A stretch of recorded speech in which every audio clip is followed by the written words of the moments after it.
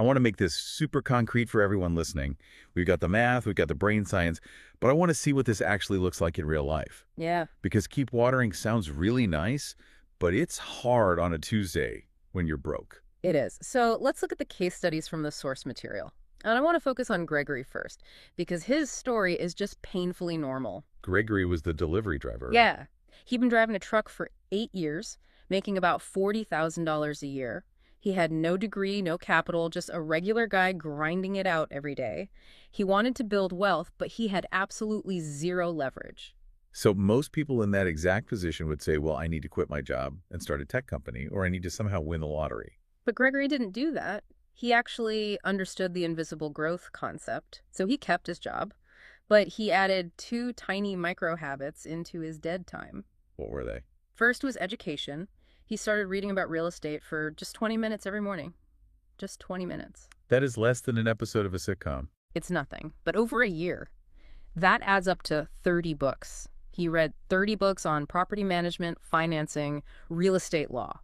He essentially gave himself a specialized degree while drinking his morning coffee. Okay, so he's smart now. Yeah. He knows the market, but he's still broke. Right. And that was the second habit. He saved $15 a day. See, this is the part where I always get a little skeptical. $15. I mean, that's a sandwich and a coffee. That is not build an empire kind of money. And that is exactly what his friends probably told him. Like, Yeah. Why are you eating a bagged lunch? Just come out with us. But he took that $15 and put it into a completely separate account.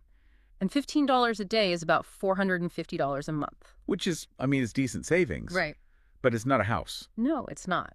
And for the first year, it just looked like a very small pile of cash. That is the invisible phase right there.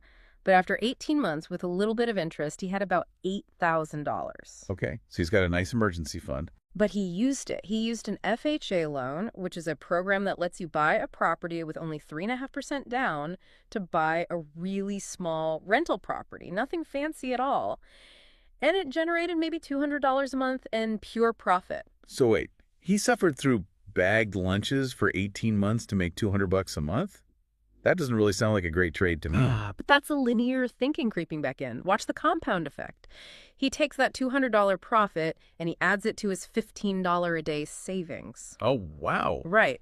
Now he's saving way faster. So 12 months later, he buys property number 2, then property number 3. The snowball's really starting to roll downhill now. Exactly. By the 7-year mark, and remember, 5 years passes anyway, so 7 years definitely passes. Gregory owns 6 properties. He was generating $1,800 a month in passive income.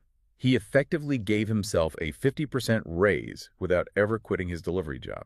And he arrived at that 7-year mark as a legitimately wealthy man. While his peers arrived at that exact same mark exactly where they started, he reverse-engineered wealth through $15 and 20 minutes a day. It really is the discipline of the mundane.